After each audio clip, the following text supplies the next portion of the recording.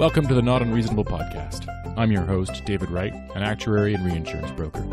This is a show of interviews with people who have something to teach us about managing our businesses and ourselves. There's a lot to learn out there, folks, so let's get to work.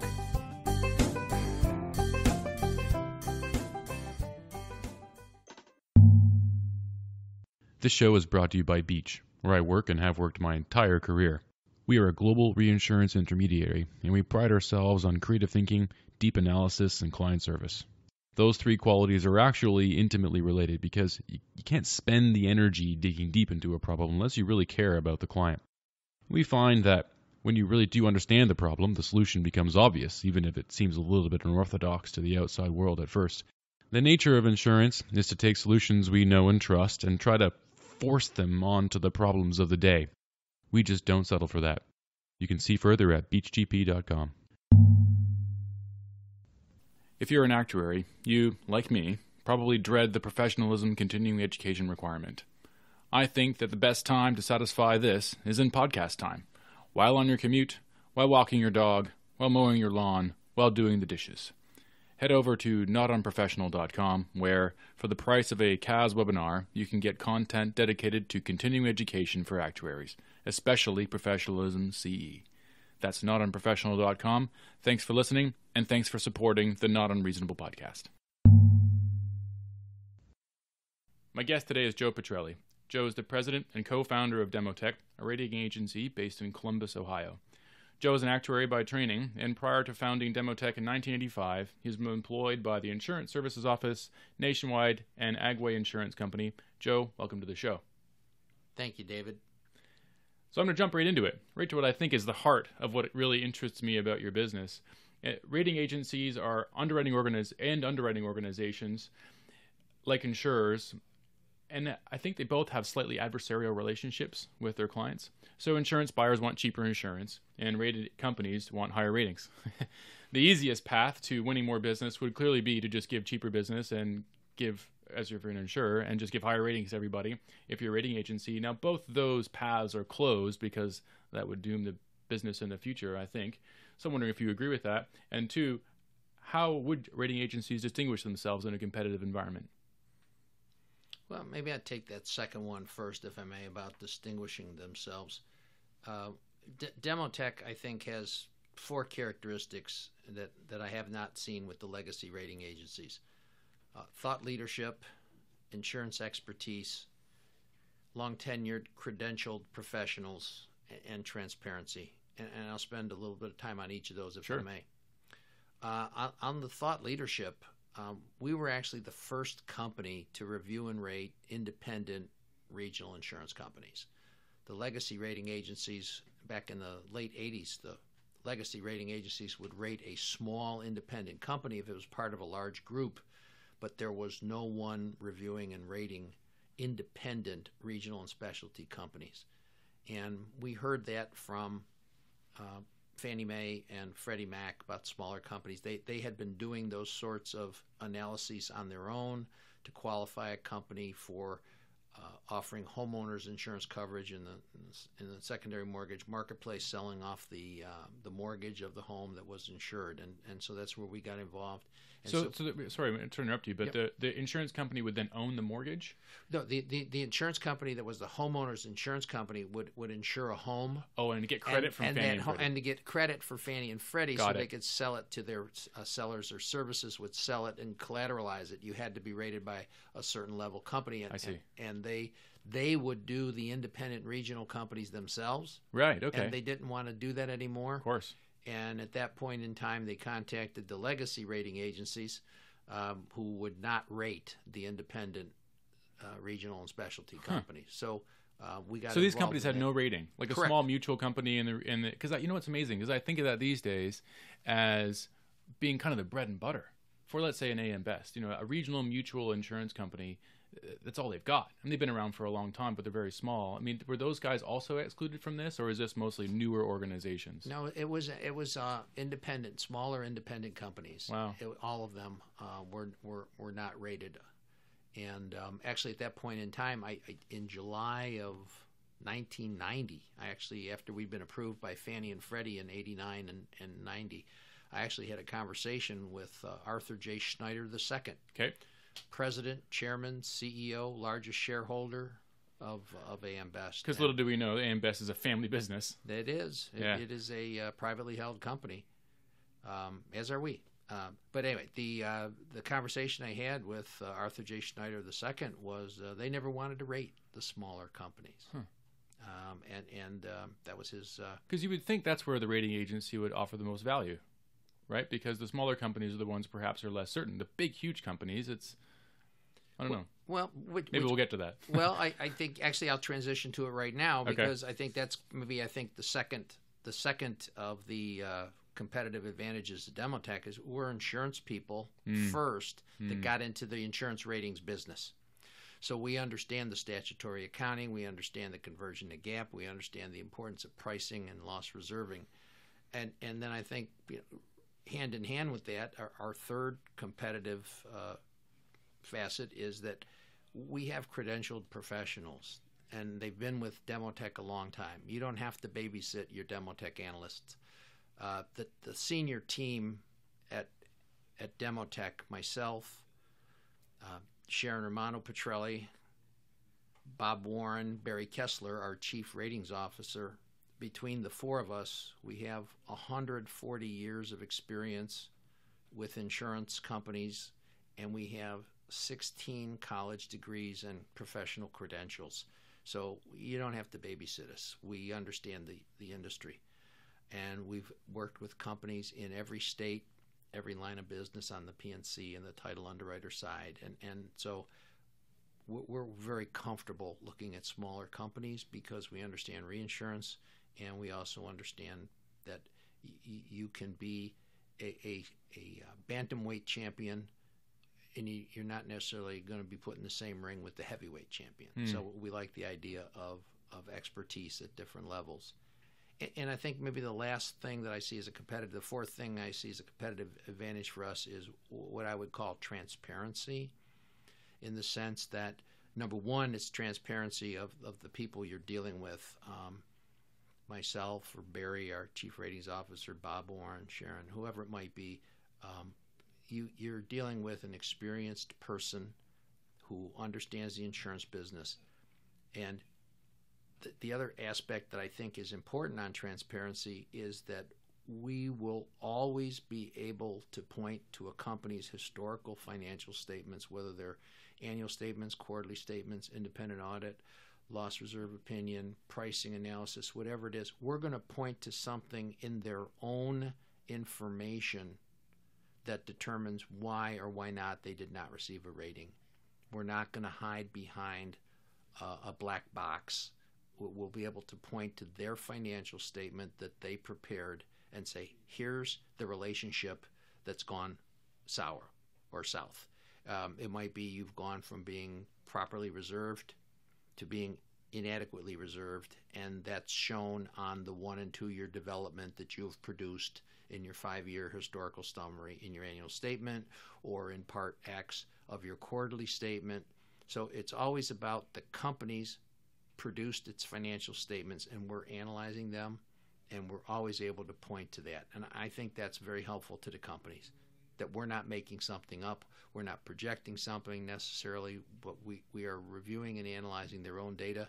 We actually read footnotes and interrogatories and go through the financial statement, and many times we'll have a company ask us, well, where did you get that information? And we'll say, well, that's you. Exactly right. Yes, exactly, David. We say you. And it's interrogatory 17, paragraph B, and we'll just tell them where we found it. And so how about with a startup? So one thing that I noticed from your corporate history, and maybe we're going to go backwards a little bit through the timeline. That's totally fine. I'd like jumping around a little bit in this show. That you got a call from the Florida Office of Insurance Regulation, I think it was, or you were contacted by them this would be after Andrew or a few years after Andrew, because it's called legacy rating agencies wouldn't rate startups. And this would be a situation where you don't have any financial information to go on, and you can see why somebody would be hampered by that lack of information. Could you tell a story about that? That must have been a big moment for Demotech. Sure. Let me just give you a few dates. We were approved for hazard insurance companies to be acceptable to Fannie Mae in May of '89.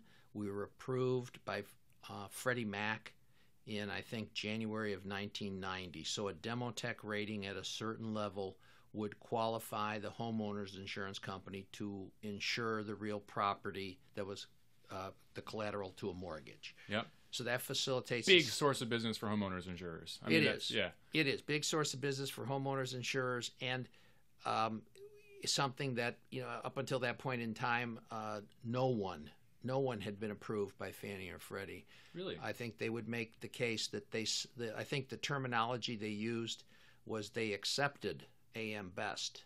They approved us because we went through a process. And we were actually, just in terms of history, we were actually approved before Standard & Poor's, Moody's, and Fitch. What was that process like? Was it a process invented and you were the first one through? You guys the guinea pigs? Yes, very much so. Why did they have a process? Where did that all come from? Do you know? Well, all right, I do know. What we were told, and the two folks that coordinated it, Anita Champ at Fannie Mae and Al Laquan at Freddie Mac, I'll never forget those names. They had contacted, I think, just the AM Best company about doing the ratings of independent regional companies. AM Best had indicated they didn't want to do it. They had indicated it was impossible, or for whatever reason they wouldn't do it.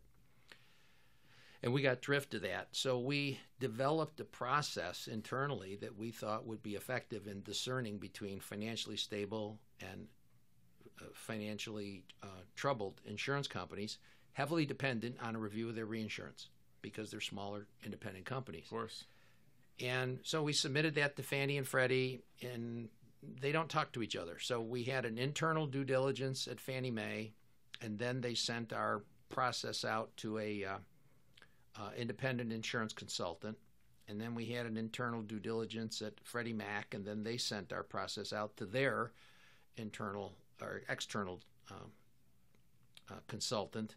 So we had 4 due diligences, internal and external at Fannie, internal and external at Freddie, and we were approved, and by Fannie and Freddie, and then they indicated that, and then that was close to 30 years ago now. But the process was very reinsurance intensive because you had to measure not just... It's most of the capital in those companies. That's right. I mean, rented. Exactly. I mean, and what we developed the terminology early on, we call it quality and quantity of reinsurance. The quality being the companies you purchase it from, and the quantity being, did you buy the right type? And if you did you buy enough of it? But yeah, very much so. Companies that would...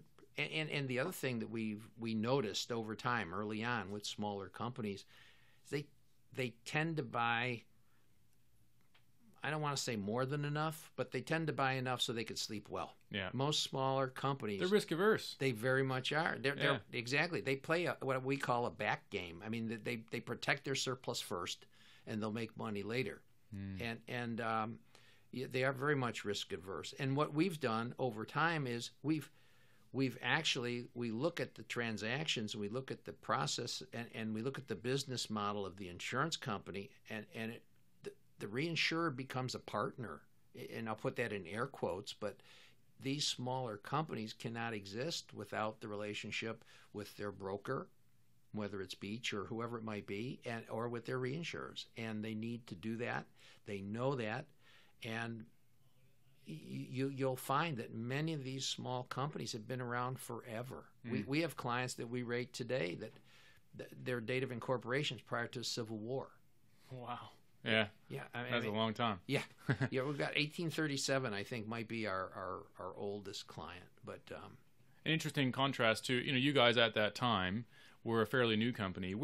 So this might have been the dawn of your organization's function as a rating agency when you got that approval from Fannie and Freddie, or what were you doing before that? Well, prior to that, we were doing probably some straight up actuarial work. Okay. Pricing, loss reserving, but I think we also looked at public entity liability insurance pools over time. We've done financial due diligence on them. We were actually issued some public entity self-funded liability insurance pool ratings. That's interesting. So moving over to, you never intended to be a rating agency. This was you putting your shingle out, doing actuarial consulting work. Is that how Demotech started? Yeah, we actually we got drawn into it by the opportunity. By the opportunity. Yeah, there was like any good businessman, of course. Yeah, there was a gap in the market, and the legacy rating agencies. I mean, the truth of the matter is that for them, they were dealing with the larger publicly traded worldwide carriers, and a lot of money, big fees. Yeah. Well, I wish I don't know, but I assume that's the case. But I think what we looked at is we look at both the P&C as well as the life and health industry. If you look at it as from a size perspective, there's about 2,600 companies that report data on the property casualty side to the NAIC. And there's about 1,600 on the life and health side. And the numbers, the percentages are almost identical. On the P&C side of the 2,600, 400 companies, which is about 15% of the companies by count, write 85% of the premium. Yeah. Right? And so you've got 85% of the companies by count competing for 15% of the premium. Yeah.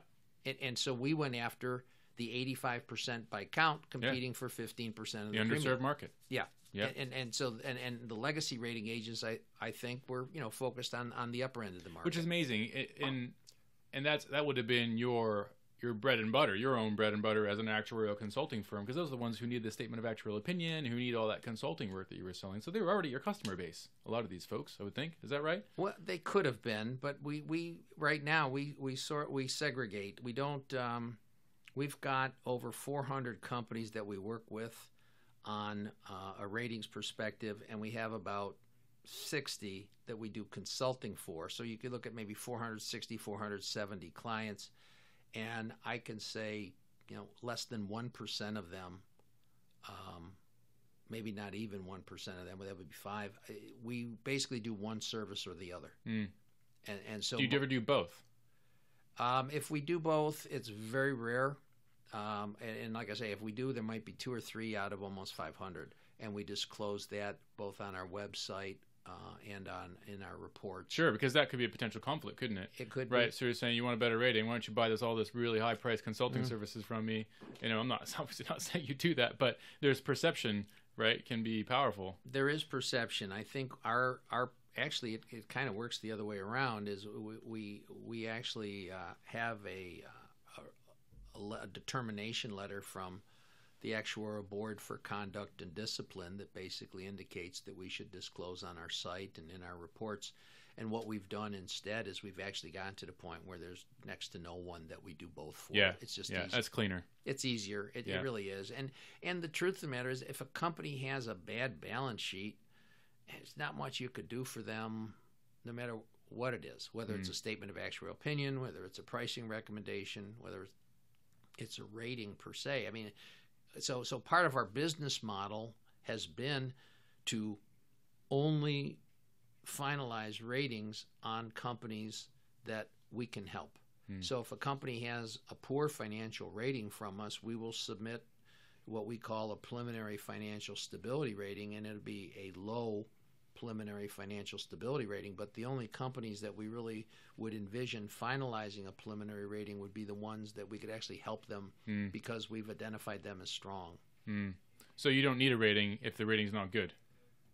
Yeah, well, exactly. I mean, we think there's enough folks out there that kind of chasing the companies or pushing them to the bottom. It's not our business model. Plus, the other thing you see, and I'm sure it's the same way in all industries, is if you don't have a client that's financially sound and knows what they're doing and is a good company to begin with, it's a time burner. There's not enough money in the world to work with a poor company. It just burns so much of your time and effort, and they have so many problems. So our business model is find good companies that are either unrated or underrated by the legacy rating agencies, and then work with them to help them grow. And one other area I noticed that you moved into, a gap, was title insurance. And that happened in the early 90s as well. I don't know if that was one of the dates you mentioned there, but maybe talk a little bit about what the opportunity was there and what you did about it. Title underwriters. At the time that we got involved, and just to give you a little history, 1986, I did my MBA research project on title insurance. And it was called... Why? Not the first one to come to my mind. No, well, I've always been fascinated by title insurance. It is a weird business, isn't it? Very much so. But the thing about it that it's a one-time premium. It's a policy that is effectively a retrospective policy because it says on this day that you're buying your house, we've looked backwards, or it's actually the real property. It's not even about the house. We've looked backwards, and as of today, your title to this property is as presented. So it's clean. They would call a marketable title. And so I was always fascinated by it, and was fortunate to have a client at the time that was a title underwriter, as well as a P&C company they had in their family. And so I got interested in it.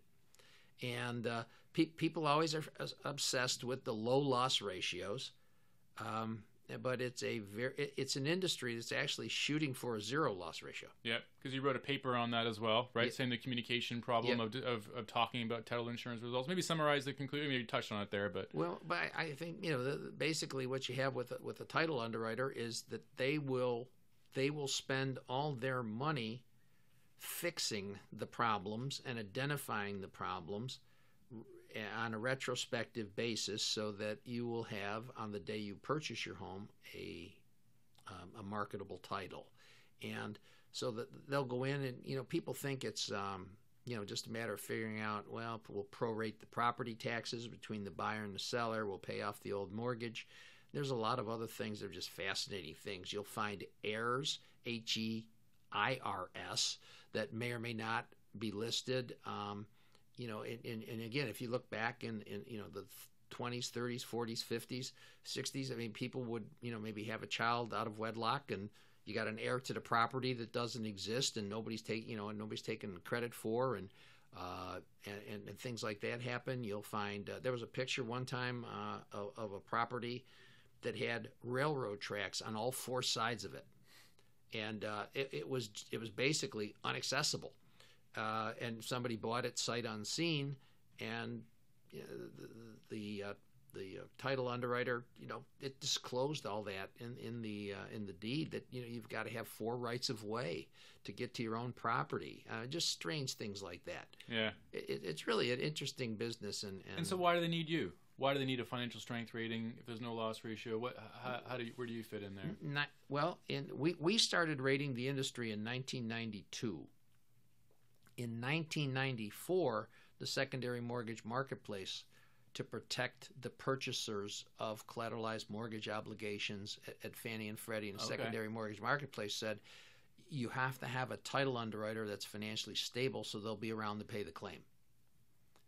And so it became a requirement in the secondary mortgage marketplace. And it wasn't before that? No, it wasn't. So that was a big moment for the title industry. It was. And wow. They did. And another big moment about 15 years later. Not as nice. No, right. When the bottom fell out. I tell you one quick story about the title industry. Yes, it was a big moment for them, but they did not like the idea of people looking at the title industry who were from outside the title industry. Okay, yep. I actually registered for attending one of their annual meetings and back in the early 90s to kind of introduce myself and walk around and just say hi. And they actually refunded my money. They actually contacted me and said, "We don't want you here." What? And I said, "Well, that's fine." So, it was quite ironic, but it's become an accepted part of it, and there's a fair number of companies. They let you in the meetings now. That's right. I get to go. But the industry's consolidated.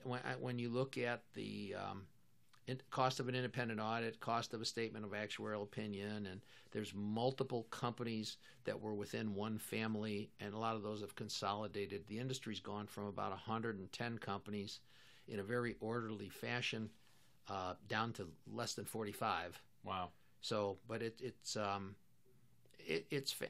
just a fascinating industry, and we again, it was part of our thought leadership. We were there first, and you found it open to market. And yeah, we did. Yeah. And the nice part about it is we also, again, keeping consistent with our own business model, we are the only ones that rate the entire industry from the biggest down to the smallest. We've done that since 1992. Mm-hmm. So it's not just the big companies being rated by Demotech, it's the regionals as well. And we have a very elaborate and ongoing quarterly review process that has been very successful in terms of discerning between solvent and insolvent. So let's pick the story back up to Florida. Okay. So did you get a call? Did you get a letter? You probably realized there was an issue there because you saw the hurricane smash into Miami. Yeah. Okay. What was going through your mind? Had you been lobbying them? What happened? Not at all. Andrew hits Florida August in 1992. Property market, residential property insurance market in Florida is devastated. If you go back to the good old days, that was the Department of Insurance in Florida, and I think also the fire marshal was Tom Gallagher was the commissioner of insurance, and I've spoken to him over the past 20-some years. We've been operative in Florida, and he will say he had to liquidate 22 or more companies from Andrew. Yeah. Wow. So Andrew, that's a hard market for you, kids. Oh, it was. He'll tell you. He says, property companies went under, automobile companies went under. He says, we had over 20 insolvencies in the next couple of years. What's amazing about that? If I don't mind interrupting, just something occurred to me. You take it, historical cat losses. Let's say Andrew, and you say inflation adjusted, Irma or whatever, Maria was bigger than Andrew. It's like that is the wrong way of looking at it, right? Market impact adjusted. Those are just non-factors. You have liquidating 20-something companies. I don't care how big the storm was. That was a big event. Yeah. I mean, and I think if somebody were actually able to look back and have in 1992 here we'd have to be 26 years later, we'd have to look at that. But the truth of the matter is, that was because companies were just under reinsured. Right. I mean, it really was. Because I'm told those were the early days when, they didn't have cat models. Forgetting cat models, they couldn't pull their stuff on a map and see, right. It's all in the same, with two counties that are next to each other. There's simpler things right. even than cat modeling. But this is when the sophistication that we have today versus then on the reinsurance side, it just didn't exist, and companies just under reinsured. So they set up what was called the Florida Residential Property Casualty JUA, and it became the largest residential property insurer in the state. And sometime in 1995-96, the state of Florida legislature introduced a bill to depopulate the JUA, the Joint Underwriting Authority, and because they'd picked up all this business. Loads of it. They didn't want it. They wanted to get it back to the private sector. What if it happens again? Somebody might have asked. Big problem. I'll be glad to touch on that one when we get through this. But the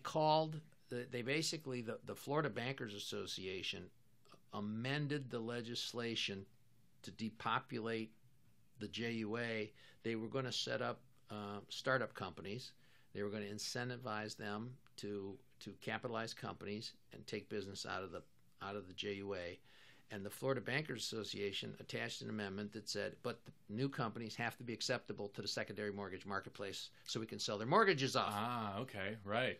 Wait a minute, I know what to do about that. And Joe. Well, I will be honest. We were approved in '89 and '90, so that, this is 6 years later.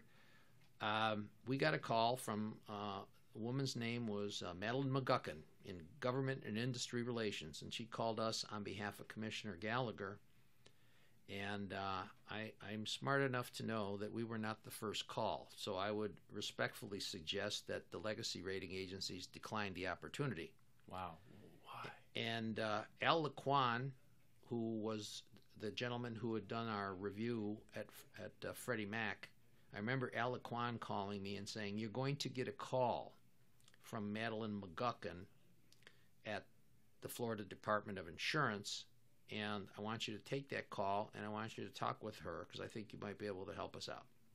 And she called me and said, Al Laquan at Freddie Mac said we got to get these companies accepted by the secondary mortgage marketplace, and he said if I called Joe Petrelli at Demotech, he'd figure out a way to help us do it right. And I think that when, again, going back to our initial involvement with Fannie and Freddie, with independent regional specialty companies, it was all about the reinsurance. And in a cat-prone area like Florida, it's all about the reinsurance. Yep. And so we leveraged our own knowledge, industry knowledge, and our own familiarity with reinsurance, and we assisted in the takeout companies that had, and we've been there since. I think the Demotech rated companies in Florida probably have anywhere from 60 to 70% of the residential property market, and those are, which is a higher percentage than we have countrywide with our other 350 plus companies that are not in Florida. So let's be charitable to your competitors for a sec, okay? Reinsurance is a pretty normal thing. And you mentioned it a few times as really an important piece of your capability, and what distinguishes you is knowledge and ability to evaluate reinsurance as part of the capital structure of a company. Did the others just not get it? Did they? Was it just an oversight? I mean, because you can understand reinsurance, right? I mean, it's not that. I mean, it's complicated enough, but somebody can develop the capability if it's that important. What did they miss? Well, I don't know. I can't speak with any certainty to that, but I would speculate that if you're in the insurance industry and you've been brought up in the insurance industry, the analysis of reinsurance is an extension of your general knowledge base. Whereas Right. you could be it could be a very good analyst of airlines, bonds, and stocks. You could be a very good analyst of distillery bonds and stocks, and you're never going to see anything like reinsurance. So Yep. I think the difference between financial analysis and insurance financial analysis is credentialed insurance professionals, which Demotech has on staff. I Yep. mean, so I don't know But why. they invested, presumably, Well, funny thing. because they're an insurance-focused. I can't speak to what AM course Best not, did, yeah. but I mean, I just go back to 1990 and my conversation with Arthur J. Schneider II, where he said we didn't want to rate small companies. Yeah. And so what you had in Florida, by definition, was small companies. And so I don't know if that's why they did it, and I can't speculate on that, but I know that. Well, if you're not rating small companies, so we go the logic, then you have less experience working with reinsurance. And so maybe it's something you're just not. I mean, if that was a philosophical position of theirs, and since they've no doubt reversed that, I mean, they do rate all kinds of companies now, as far as I know. You can correct me if I'm wrong. They will have built up that capability, Yeah. maybe in response to your success. Well, I mean, that's maybe for another podcast. I could tell you a story there, but I won't. I will say this, though. I think the other thing you have to be familiar with not just startup companies, with smaller companies, you have to be familiar with underwriting guidelines. You have to be familiar with claims procedures and processes. You have to have some sense of the formality or informality of their pricing.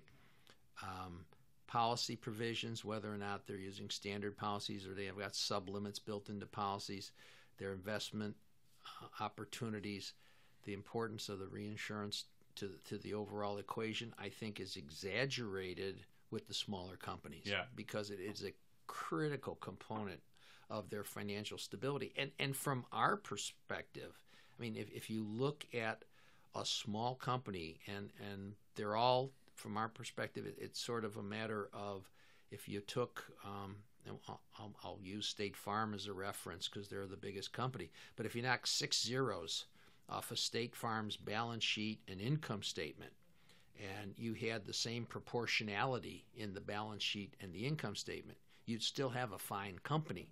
It just wouldn't be as big, but the proportionality would be there. And so the reinsurance gives that smaller company that's still financially sound with integrity in its balance sheet, it gives them the ability to not have to get those extra 6 zeros in the balance sheet and income statement to be able to compete in the marketplace. Mm-hmm. But it tends to be the case, though, that it's not obvious, I suppose, that just because somebody is small and buys lots of reinsurance, I mean, it feels like there's still, maybe this is your whole point, is that there's certain kinds of risks associated with that. The one that comes to mind is reinstatement premiums, right? So let's say you're a catastrophe-prone writer and you buy a bunch of cat excess of loss. We're throwing a lot of jargon here. This would be, the capital you required to write in Florida, let's say, or Texas or the Northeast. And then you don't realize that you have this sort of contingent. You're not going to get all the limit because you have to prepay the reinstated cover after the event happens. And then you lose a ton of surplus and you have to recapitalize. That's an example of perhaps a blind spot. Sorry, you go ahead. No, I think you're exactly right. I think what we've done at Demotech to mitigate some of these situations, we look at the vertical and the horizontal programs of the companies, and we will require certainly reinstatement premium protection. But I think we're looking at it, we will also limit a company's maximum net retention on a pre-tax basis.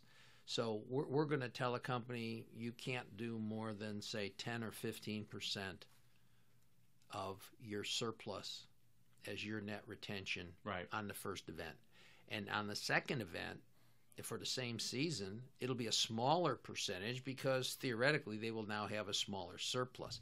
So the cost of reinsurance becomes a critical driver because we're going to make the smaller companies, they're going to have to buy an awful lot of it, and they're going to have to buy down to a relatively low retention and concurrently buy up to a vertical limit that is acceptable to us. And then that's just the first event. There's going to be multiple events after that, and we're always looking at what might be the annual aggregate. We're much more concerned, I think, with a small company. We're much more concerned with a series of storms in the same season than we are. We're certainly interested in the vertical limit, but a series of storms in the same season is could be appreciably more devastating. And just for example, in the 2017 season, Demotech had 4 property writers that wrote in the Commonwealth of Puerto Rico, and obviously, they were devastated by the storms in the fall of 2017. Every one of the companies we worked with in Puerto Rico, matter of fact, every one of the companies we work with countrywide survived 2017. Even the 4 in Puerto Rico that wrote in Puerto Rico. So buying enough reinsurance is, with the modeling that's out there, and I think the tools that the reinsurance brokers bring to the table, and I think the sophistication that's developed to a large extent within the state of Florida. I think we're approaching the point where some companies can look at the purchase of reinsurance. It's approaching a science. It's no longer an art. Well, what do you think about, just because we're in the weeds a little bit, if you don't mind just carrying on for a second, another thing that came across recently, not in relation actually to a company that's rated by your organization, but generally the idea of a parental help or a guarantee. And I had a reinsurance client that has a fairly thinly capitalized company, but they have other organizations within called the ecosystem, which all have the same ownership. And they say, we'll recapitalize this insurance company if something goes wrong. What do you think about those situations? You must have come across that pretty frequently. We've seen that. We've had, at different points in the past, we've had assurances about certain things of that nature. And we've actually had kind of a mixed response. We've had some very well-known international names that have made assurances of that type, and then at the last minute they've not come through. So what we've done is we're educable. We've evolved over time, and I think in the current situation, and that would be maybe the last 5-6 years to date, we're much less tolerant of that. Is that right? And we're more inclined to see the money come in.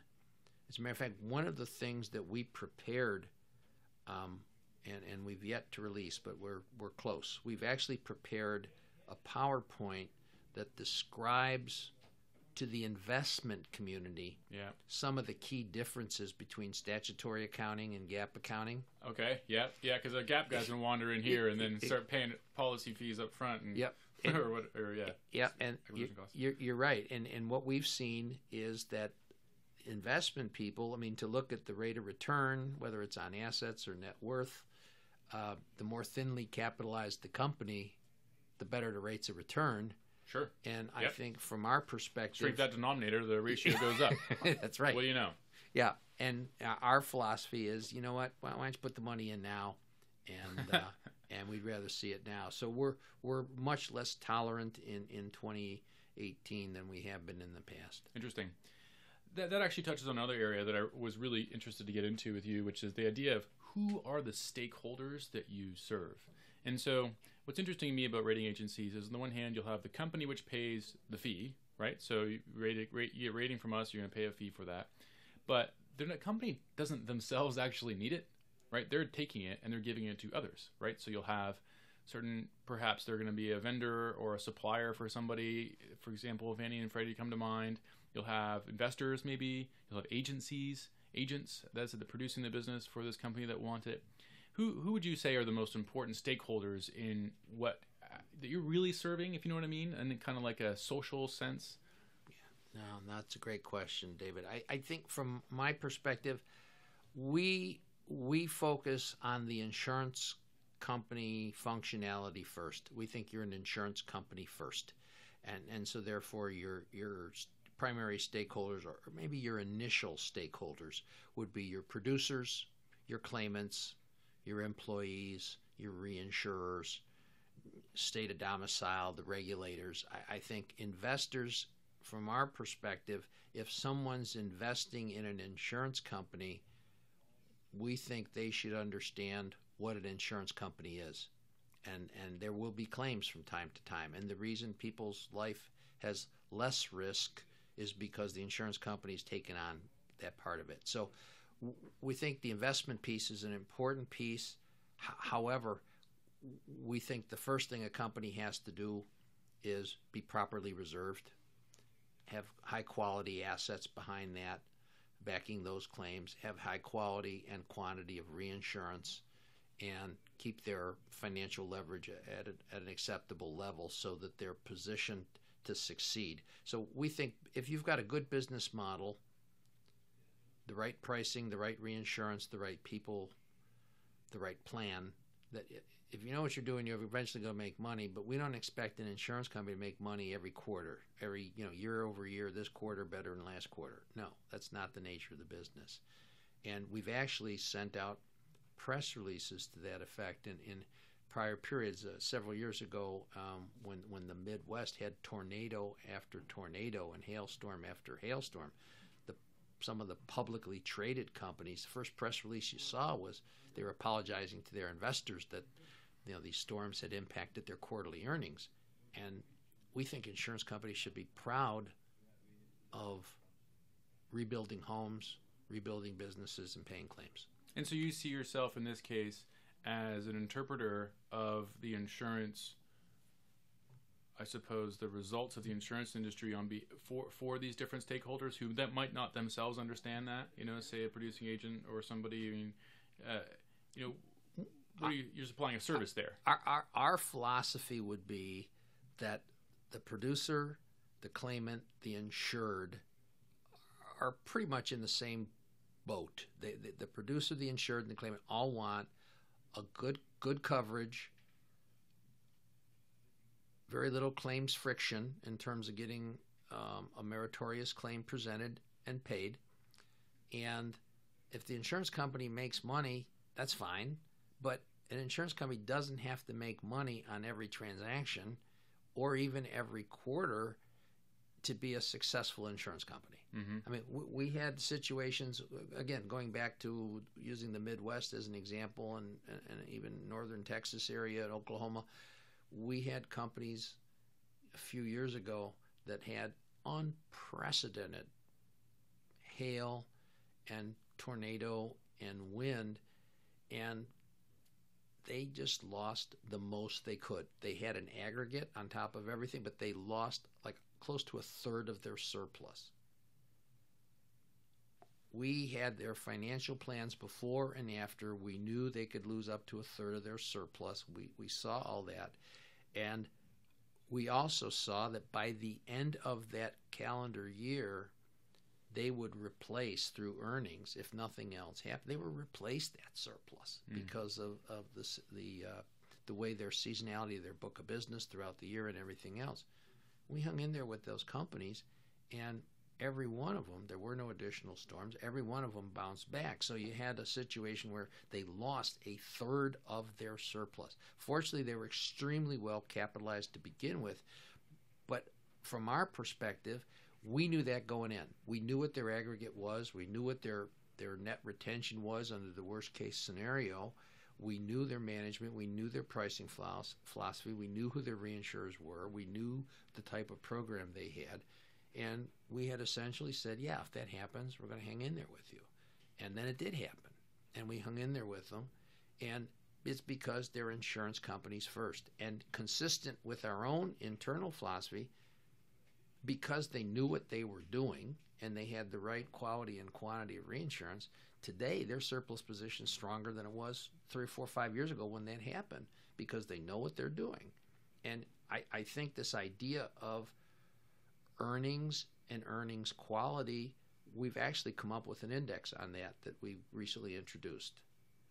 And the idea, we call it SPQUELA.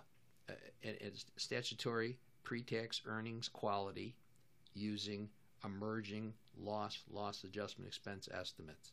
And we think the first thing an insurance company should do is put up adequate reserves. We don't want to pressure them into trying to earn a certain return, because I think we all know if an insurance company needs to earn $10,000 more, the way to get it is to reduce your IBNR by $10,000 or to reduce loss reserves by $10,000, and that's not the answer. So have a balance sheet with integrity, have a business model that works, have a consistent reinsurance program that's consistent with your business model, have high quality reinsurers doing that, and if you know what you're doing, you will eventually make money. Do you, coming back to this stakeholders idea just for one sec, do you think of them as targets for, I don't know what the right word is, call it promotional work, if that's the right word, or the need to explain to them what you do and why you do it and why you're as good as somebody else or better? Do you actually focus on them, communicating efforts on them to talk about Demotech and what you're doing? And I'm talking about, let's say, agents, or let's say, I'm not sure who else I would think about, maybe TPAs or whoever the people are that would convince them, then be able to help convince insurers that they should use you as well. Do you talk to them, to other groups directly? We speak a fair amount. We speak to different state associations we're active in, and regulators. I guess we try to get out, talk to regulators. We've started publishing the Demotech Difference to get our philosophy and who we are out to as many people as we can. Our quarterly magazine.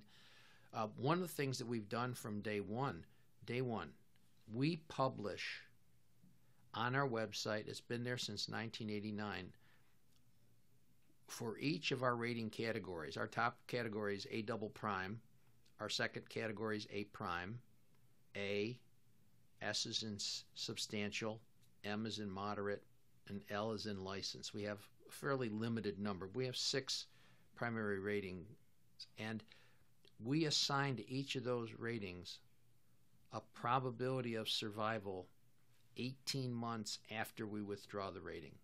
Okay. So for A double prime, we said that A double prime, 100% of the companies we rate A double prime will survive at least 18 months after we withdraw that rating. At least 99% of the A primes, at least 97% of the A's, at least 95% of the S's, and at least 90% of the M's. If we withdraw the rating and it goes from rated to unrated, you got at least 18 months, and those are the survival percents. In terms of what we do to show people that we have confidence in our ratings, we have self-published our record from 1989 to date, annually updating it. And this last year, year-end 2016, we're in the process of getting a 2017 update. We retained 2 distinguished professors, both of whom had worked with the National Association of Insurance Commissioners. Robert Klein was their economist for years, and he'd been at the Michigan Insurance Bureau. He's at Georgia State University, Dr. Robert Klein. And Dr. Michael Barth is, I think, assistant dean at the Citadel. He's another PhD. He's also a CPCU. He was at the NAIC and was actively involved in the development of risk-based capital for NAIC. So we got 2 distinguished insurance professors. We gave them every one of our ratings from 1989 to date and said, here's who we think went under. Here's when we think they went under. And there was over 42,000 iterations. And we said, check them. Check our math. And they did it. And they published the report in February of 2018. And they basically said, we hit our marks every year from 1989 to date. Cool. And we should put a link up to that in the podcast notes. Well, we are certainly welcome to do that. I mean, and these are 2 distinguished gentlemen whose vitas are thicker and longer than the report. But the point is, they know what they're doing, and we actually had a little bit of a discussion about the methodology for doing it. And when they did the analysis of ours, they did it based on failure rates, and then 1 minus the failure rate gives you the survival rate.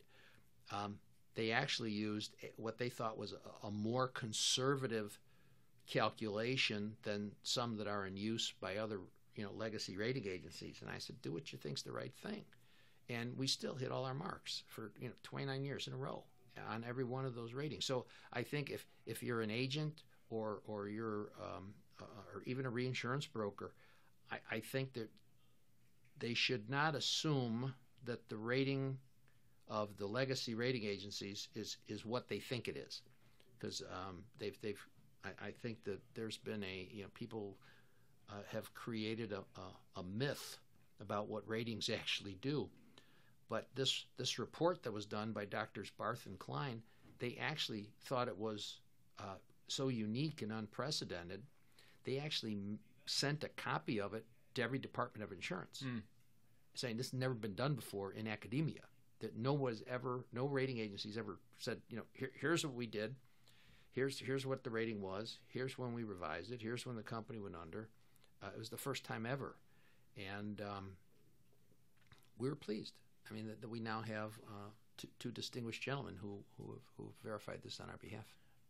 One of the things I want to get at, and I guess that was a version of this topic, but let's hit it again, is what holds you back from growing, from doing yet more companies?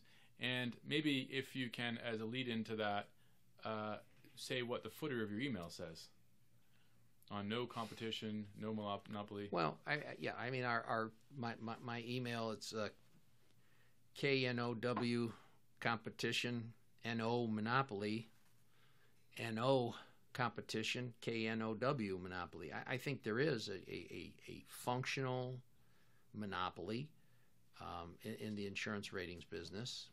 I think it's been there for a long period of time, and we fight that on a daily basis because it's embedded everywhere. And I use the term functional monopoly. It's actually I took that from a note that I forget the gentleman's name, but he was a vice president in AM Best. When he was corresponding with the Securities and Exchange Commission, he used the term functional monopoly to describe a situation where 97% of the business was written by 3 companies. And so I think to the extent that one entity reviews and rates 98% of the premium volume in the world, that I can use their own term, functional monopoly. But I don't know that anything actually holds us back. I think there's a fair number of companies out there that have learned maybe to live without a rating, because they don't want to go through the time and expense of the process with the legacy rating agencies. I think if we're U.S.-based only, Hawaii, Alaska, Commonwealth, Puerto Rico, the 48 mainland states, and we're up over 400 companies. And I think it's ironic that when one looks at some of the other legacy rating agencies in the United States, that our count is about as strong as theirs is, as high as theirs is. The difference between our count and their count is that if you net out companies that are dual rated by another legacy rating agency, we actually have the highest count of uniquely rated companies. We're second to AM Best in the United States in terms of uniquely rated companies by count. The good folks at Standard & Poor's, Moody's, and Fitch, they rate perhaps as many companies, maybe even more, but they're effectively dual-rated companies. We're adding a large number of small companies, but I think we're open for growth if that's the question. I think from our perspective, there is a need and a competition for competition, particularly among the smaller companies, because I think there is a very distinct bias against independent, regional, and specialty companies, particularly if they're small and they're mutual. I think that the ratings will show that there's whether it's based on the fact that you should be diversified geographically or product line, or whether it's based on something more formulaic, I don't know. But again, from a practical perspective, if you look at the composition of the insurance industry on the P&C side, 2,600 companies report data to the NAIC. Approximately 1,400 of them, about 51-52%, write in one state or one line. So you've got 1,400 out of 2,600 that are in one state or one line. And so we can talk about diversification, but again, by percentages, we are not a diversified industry. We're an industry that focuses on niches, and that niche can be a state or that niche can be a line of business. And again, we respect the fact that companies can be specialists in a state or in a line of business, and we don't think that the diversification element is as important as other people think it might be. Other legacy rating agencies think it might be, and we think, again, going back to the reason smaller companies can do that, it's because they have protected themselves. They're buying the diversification from somebody else through the reinsurance. Exactly. I mean, they're buying the protection, and I mean, at the same time, if you look at reinsurance, and you made the great point earlier, you're buying capital, but concurrently, you're limiting your risk on the lack of diversification. And again, if companies know what they're doing, we don't see the need for an overly aggressive diversification. Let me play devil's advocate. Now, I don't necessarily believe this, but this is an interesting argument, I think.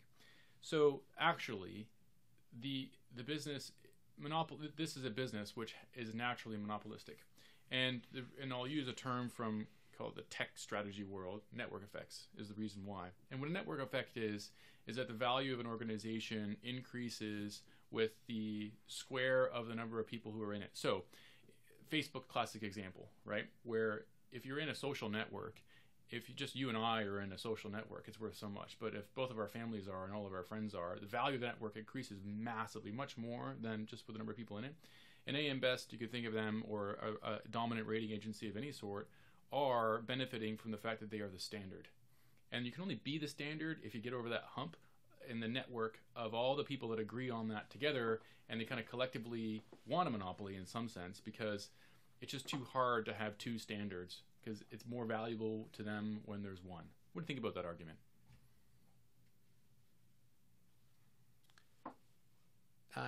I guess I think that I don't think much of it personally, but I would say that there's a fair number of people in the insurance industry that are evidently buying into it. Right. But I think it's fascinating to me because if we took that same discussion and we said there should be but one reinsurance company in the world, or there should be one architect who designs insurance company home offices, or there should be one rug manufacturer who sells to insurance companies, people would say that's ridiculous. However, if we get into the area of insurance company ratings, all of a sudden, what would have been ridiculous for any other discipline seems to be something that's reasonable. Is there nothing different about insurance regulation? Like, I think the regulatory part of it, one of the fascinating things, I think that there has been, and I say I think there's been some rethinking on the part of some regulators, and I say that not the regulator in terms of the departments of insurance per se, but the National Conference of Insurance Legislators has passed a model act that does two things. Number one, it reinforces that the states are in charge of the business of insurance and no one else. And the second thing that they said in their model act was that one of the ways to show that the states are in charge is that there should be more competition amongst insurer rating agencies. So it's starting to get the attention. And I think I've read some articles that have indicated, I think there was an article in Missouri Bar magazine that was authored by Charles Chamness, who the president of NAMIC. And it was a few years ago, and he talked about the fact there's no requirement to be rated.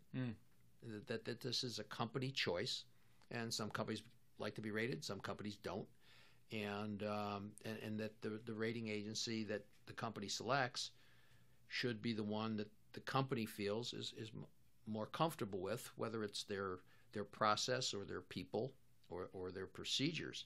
And so, I mean, from my perspective, the idea that one size fits all, it makes little sense to me. One size rating agency fits all companies.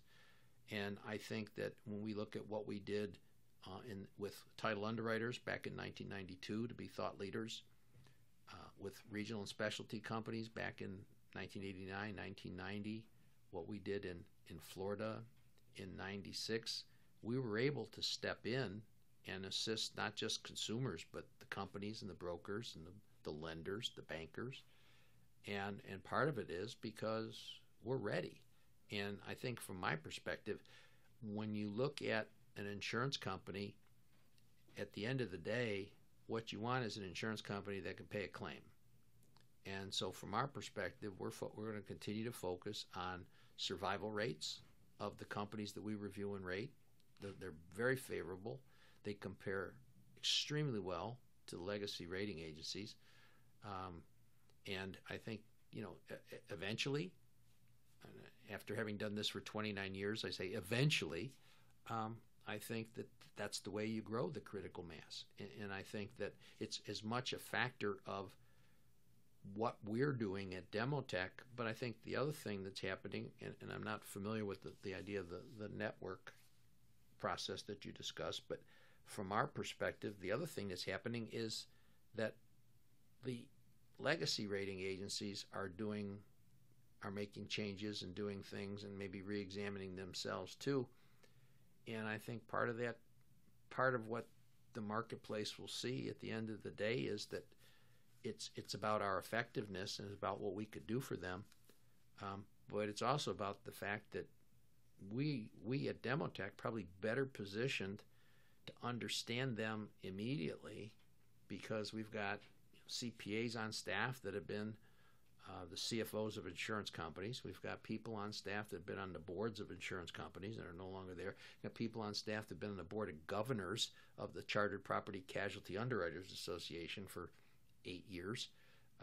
And we've got people that have been doing financial analysis and insurance financial analysis for 30, 40 years. So I think at some point, while I understand the idea about the bigger is better, we continue to grow in terms of count. We're at over 400 now, last year at this time, we were probably 350. So we're picking up almost a company a week.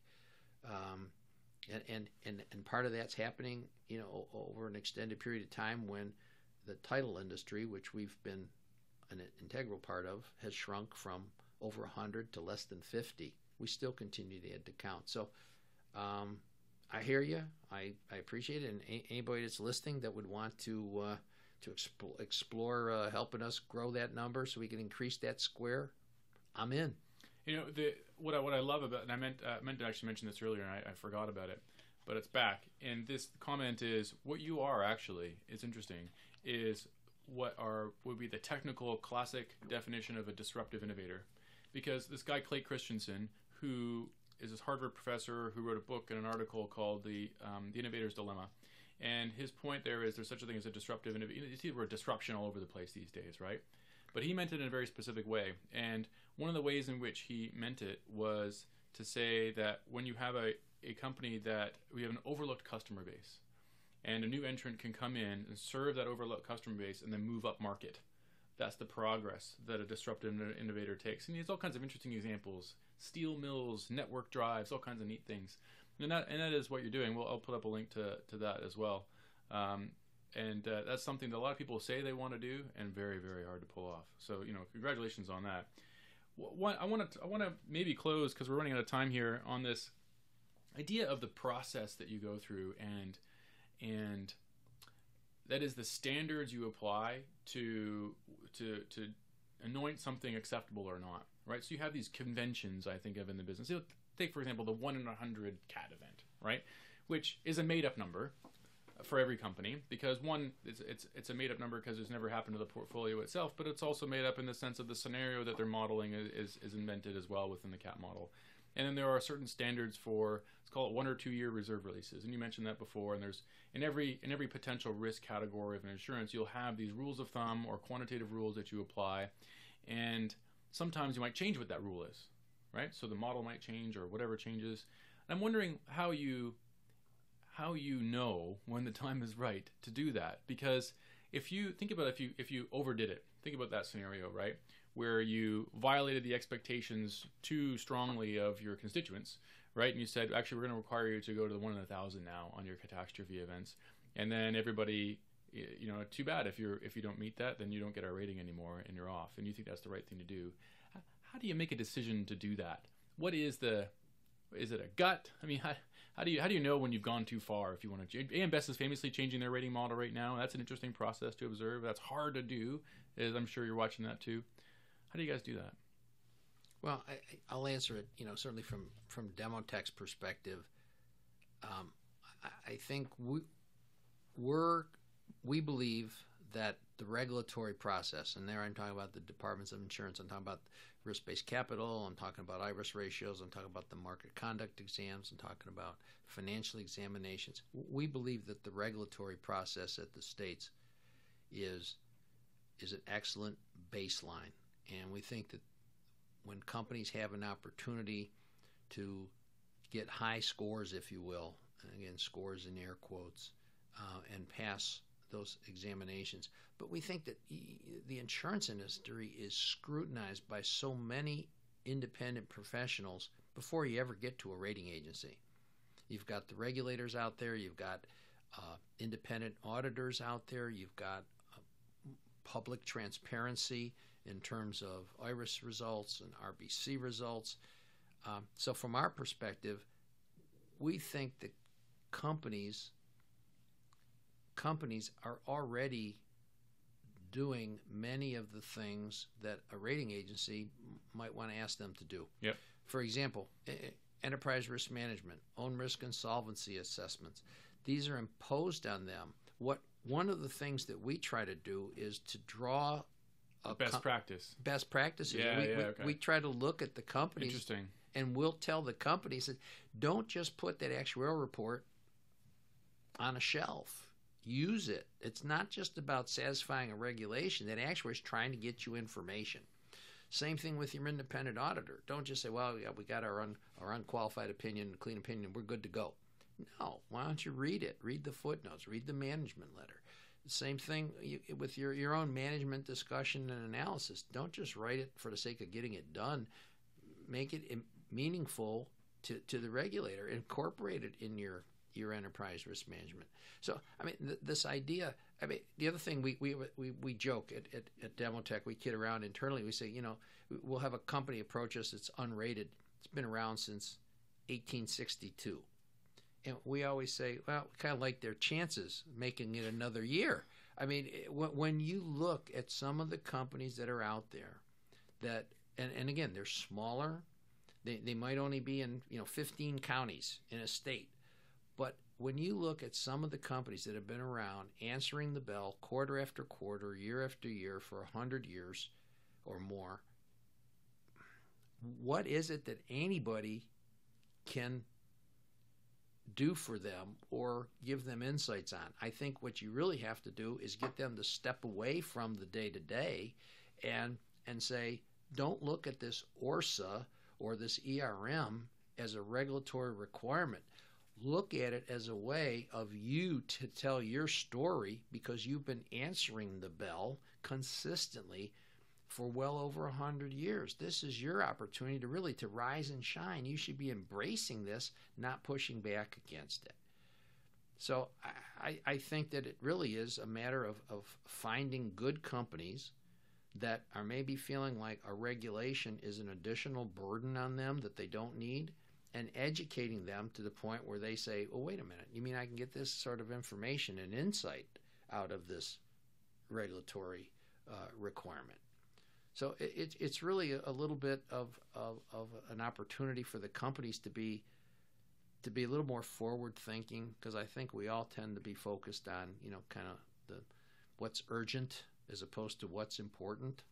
And I think from my perspective, that's one of the things that we like to do with the companies, let them know that we're there to assist them. And sometimes, it's not a deposition. This should be a collaborative discussion because we're trying to find out more about you so that we can assist you put your best foot forward.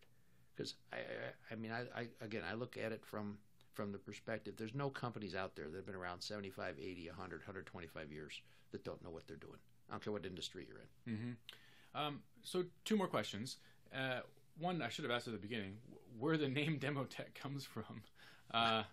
Maybe just quickly address that. Where did that come from? Okay. Well, all right. Keep in mind that we were incorporated in 1985, and back then Demotech was kind of a funny name, but now you've got names like Alphabet, Google, Yahoo, Bing, that maybe aren't as funny. But you got tech in there. That's very modern. That was. Well, we were the first insurance disruptor. We actually had the audacity to take on what was in effect a functional monopoly.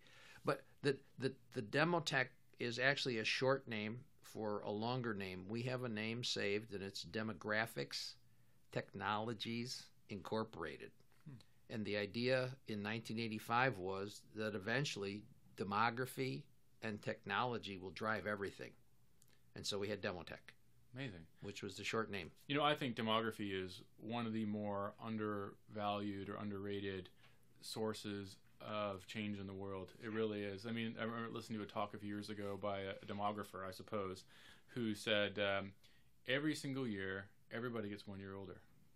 And we are still working on actually the profound implications of that for society, for economics, for history, for geography, for everything else.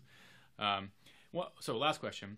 Who do you think is an audience or constituency out there, or a group of potential clients for you that need you the most? Like, what are the ones that are most interesting to you right now? You're thinking, man, if you guys just understood what we were doing, it would improve your life.